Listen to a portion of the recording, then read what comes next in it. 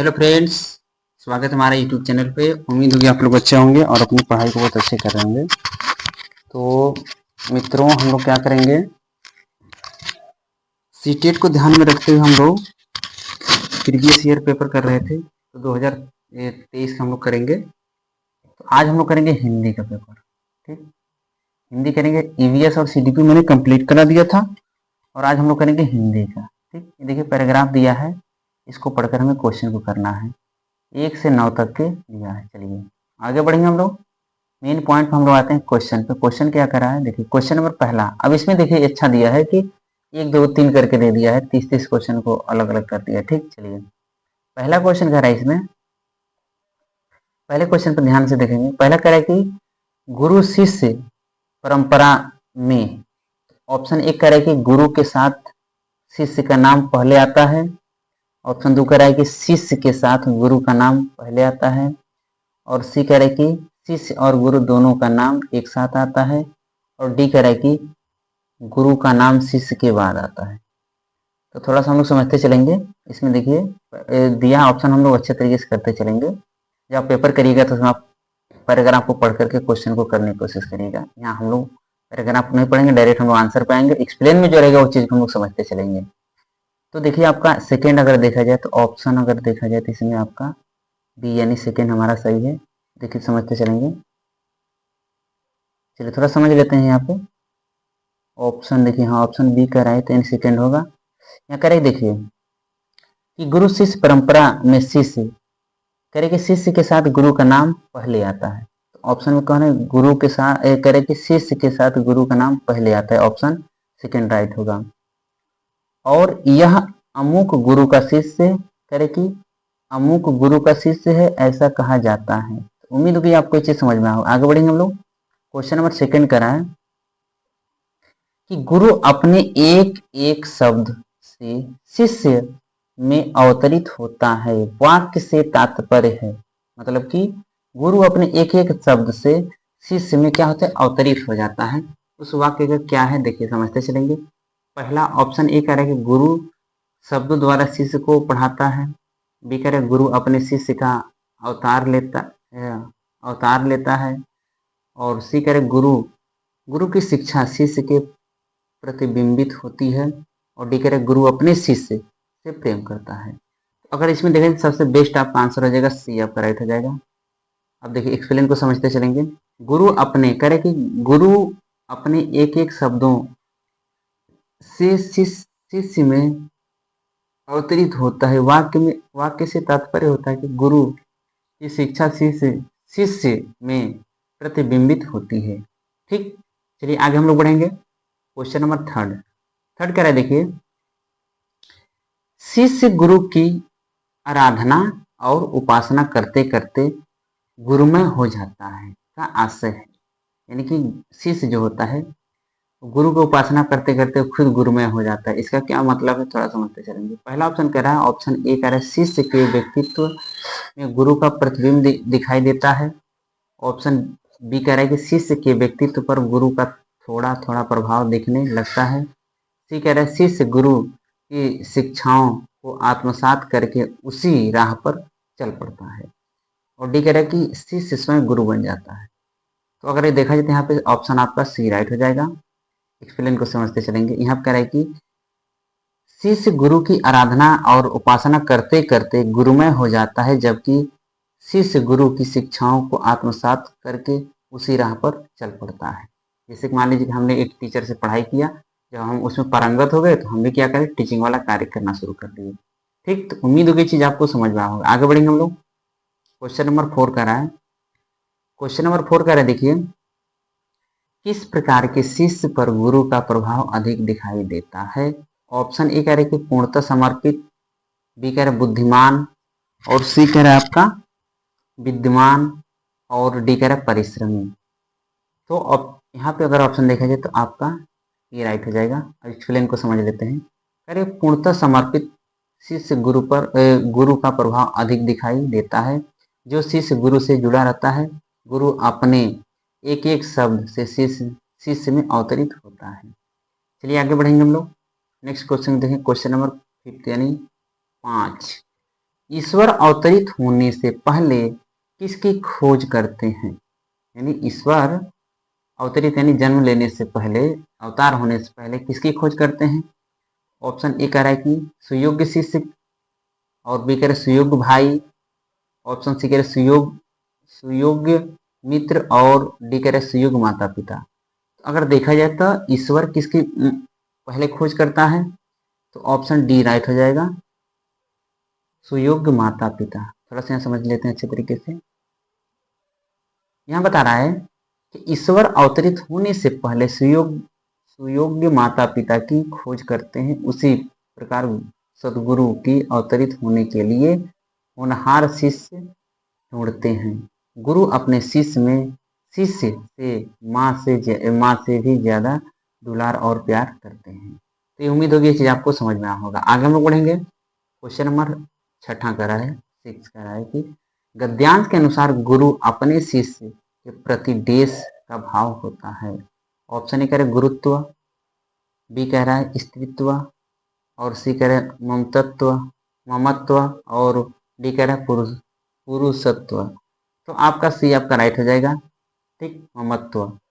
ठीक, चलिए आगे हम लोग बढ़ेंगे। यानी माँ से भी ज्यादा दुलार प्यार टीचर करता है बच्चे को। चलिए आगे हम लोग बढ़ेंगे। क्वेश्चन नंबर 7 देखिए कह रहा है, क्वेश्चन नंबर 7 कह रहा है कि सदगुरु का संधि विच्छेद क्या होगा? अब देखिए यहाँ से ग्रामर का पूछ दिया है, तो सत plus Guru, option A right हो जाएगा। और देखिए यहाँ समझ लेते हैं, संधि के बारे में अच्छे दिया है, इसको समझ लेते हैं। सदगुरु का संधि विच्छेद, सत धन गुरु, सदगुरु में व्यंजन संधि। अब आपसे ये भी पूछ सकता है कि सदगुरु में कौन सी संधि है? तो व्यंजन संधि। अब ध्यान रखिएगा, यदि क च ट त प के बाद किसी वर्ग का तृतीय या चतुर्थ वर्ण या य र ल व या कोई स्वर आए तो क च ट त के स्थान पर अपने ही वर्ग का तीसरा वर्ण हो जाता है।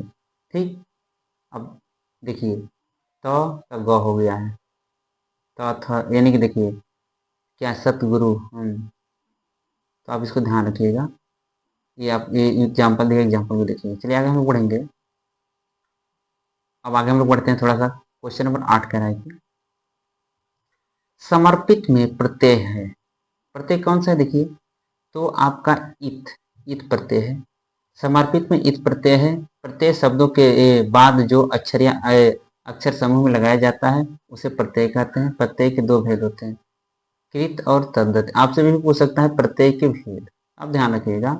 आगे बढ़ेंगे हम लोग। क्वेश्चन नंबर 9 कह रहा है कि समय का पर्यायवाची शब्द नहीं है। ठीक, तो अगर देखें ऑप्शन ए करें बेला, और ऑप्शन बी करें काल, ऑप्शन सी घड़ियां, ऑप्शन डी घड़ी। तो अगर समय का पर्यायवाची अगर देखा जाए तो ये आपका सी नहीं है, क्योंकि समय का पर्यायवाची शब्द घड़ियां नहीं है। समय का पर्यायवाची बेला, काल, घड़ी, वक्त, ये सब क्या है? समय के पर्यायवाची यानी सिनोनिम्स है। तो उम्मीद हो गई ये चीज आपको समझ में। अब चलिए यहाँ से आता है आपका कविता, वो तो गद्य था, एक पद्य हो गया। ठीक, अब इसको देखेंगे, इसमें क्या पूछ रहा है। देखिए क्वेश्चन नंबर 10, इसको यानी देखिए, हाँ हम लोग शुरू कर। क्वेश्चन नंबर 10 कह रहा है, लेखक ने दुष्कर्म किसे कहा है? लेखक ने दुष्कर्म किसे कहा है?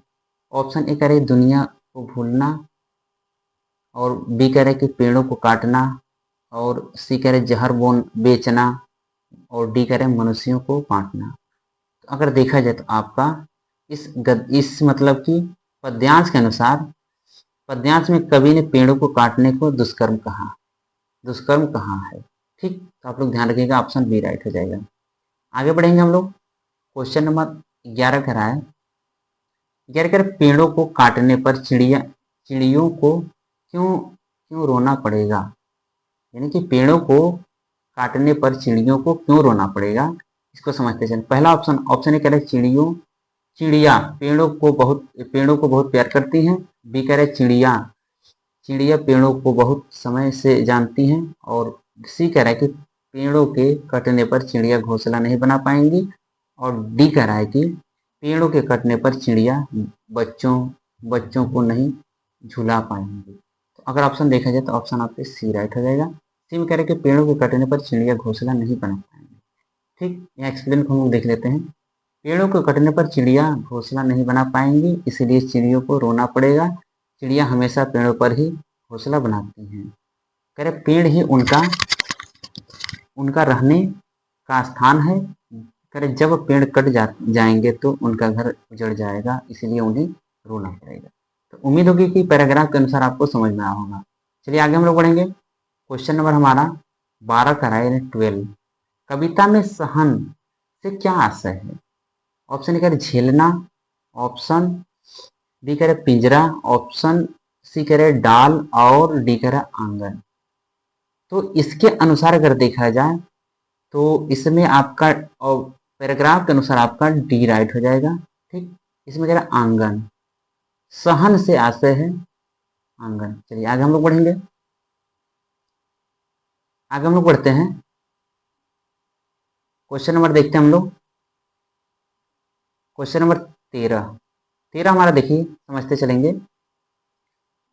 लेखक ने कविता में देश की विनती की है। तो ऑप्शन आपके बी राइट हो जाएंगे, धरती को हरा भरा करने।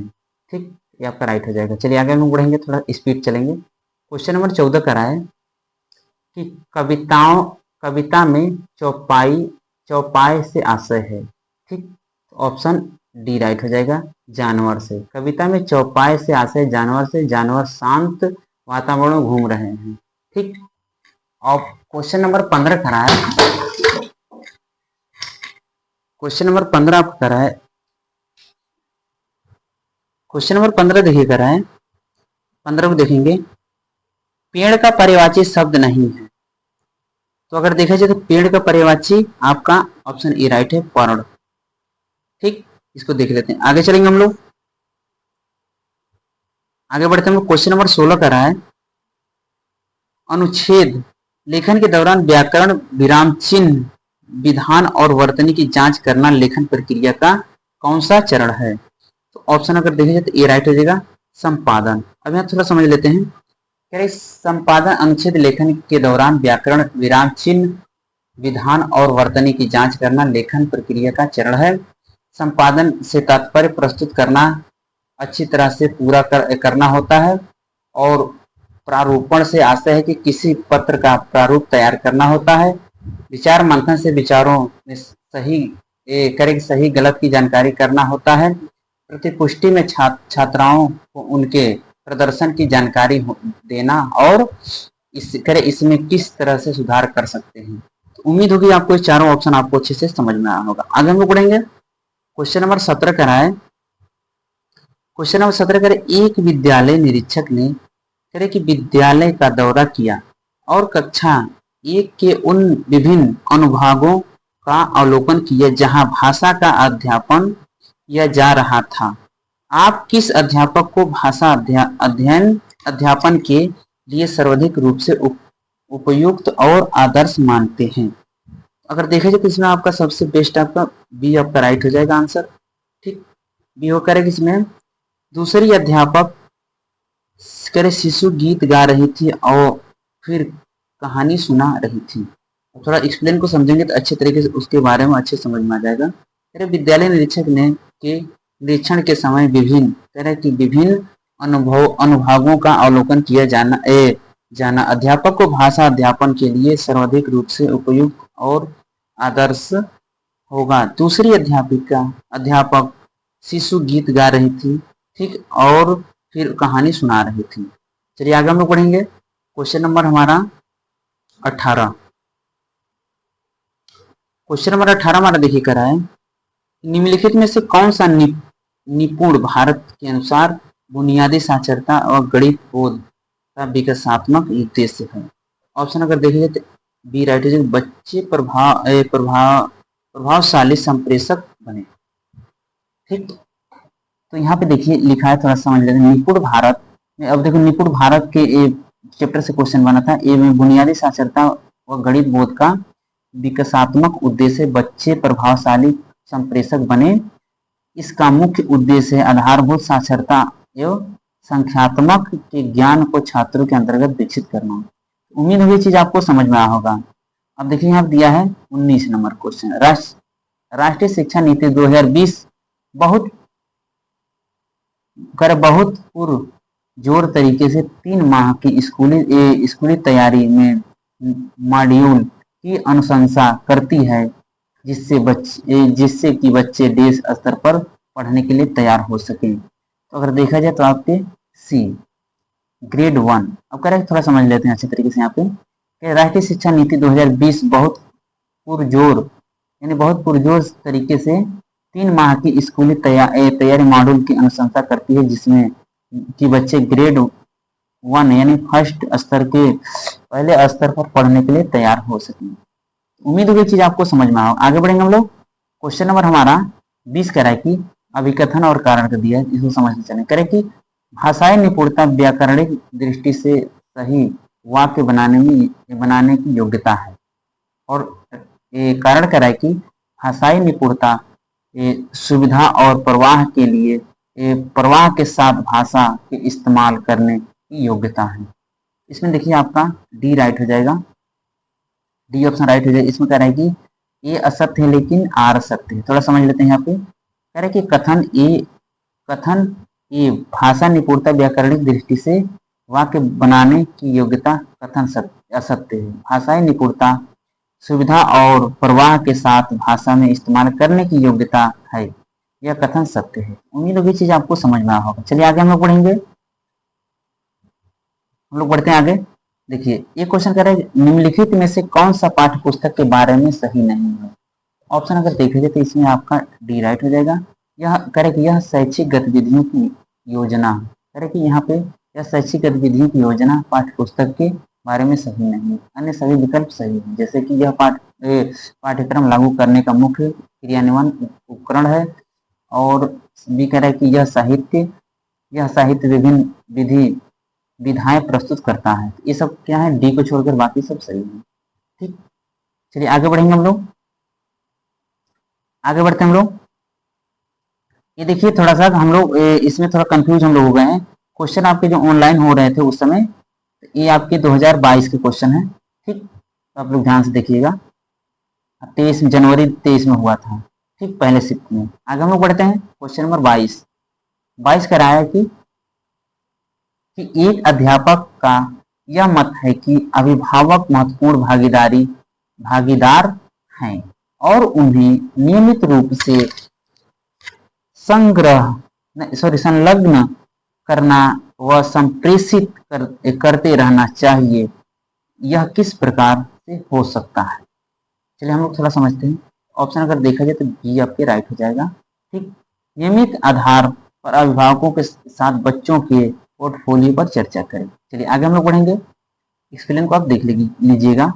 आगे हम लोग बढ़ते हैं। क्वेश्चन नंबर 23 कह रहा है कि 3 से 9 वर्ष वाले आयु समूह के लिए राष्ट्रीय शिक्षा नीति 2020 ने किस शिक्षण शास्त्रीय उपागम पर अधिक बल और ध्यान केंद्रित किया है। ऑप्शन देखा जाए तो सी राइट हो जाएगा। करेक्ट, खिलौने आधारित शिक्षा शास्त्र। थोड़ा समझ लेते हैं इसको अच्छे तरीके से। खिलौना आधारित शिक्षण शास्त्र पर 3 से 9 वर्ष वाले आयु समूह के राष्ट्रीय शिक्षा नीति 2020 ने शिक्षण शास्त्रीय उपागम पर अधिक बल और ध्यान केंद्रित किया है।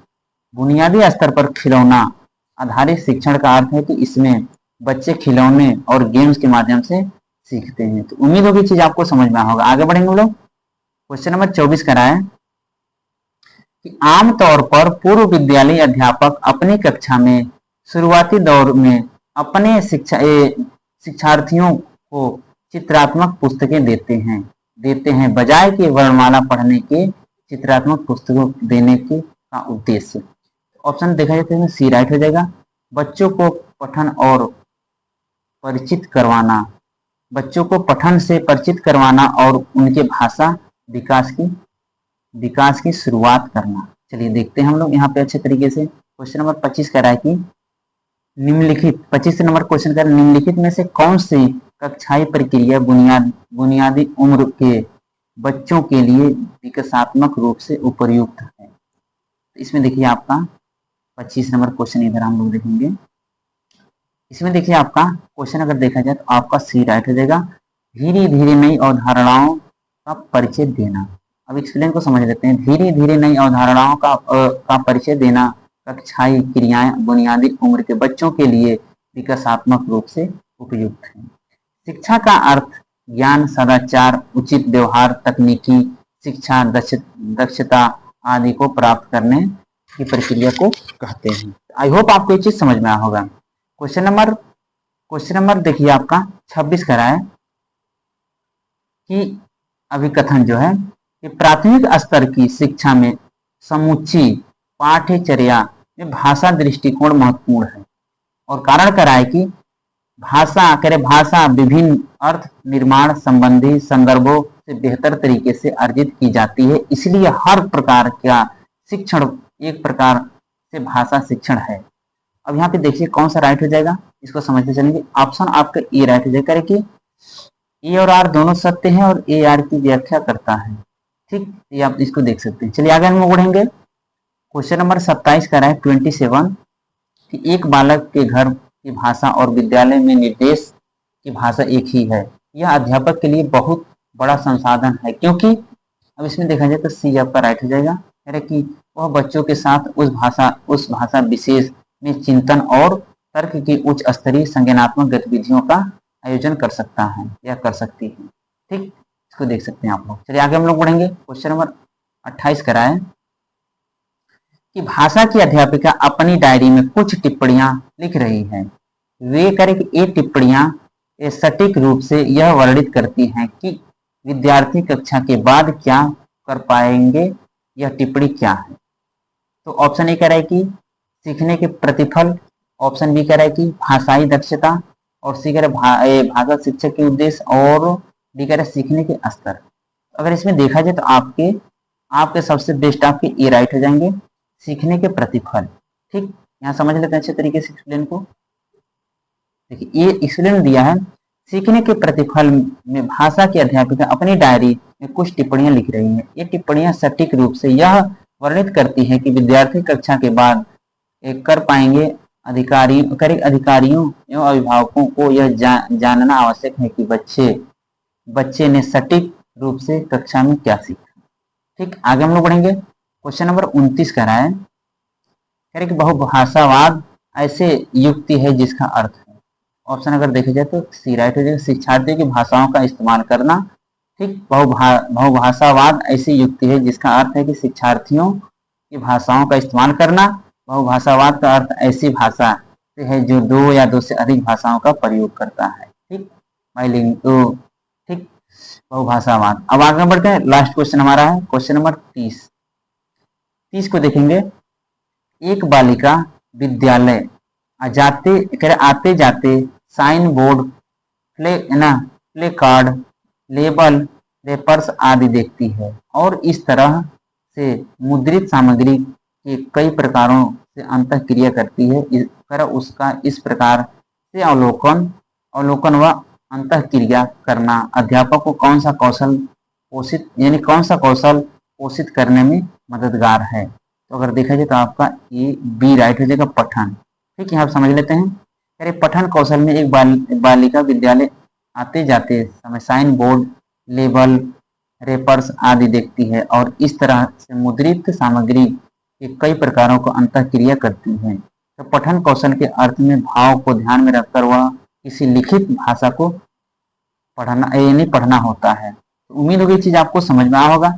ये था आप लोग का जो ऑनलाइन पेपर हो रहा था, तो 2022 में जो पेपर हुआ था, ठीक, उसी का ये हिंदी का था। ठीक, उम्मीद होगी चीज आपको समझ में आया होगा।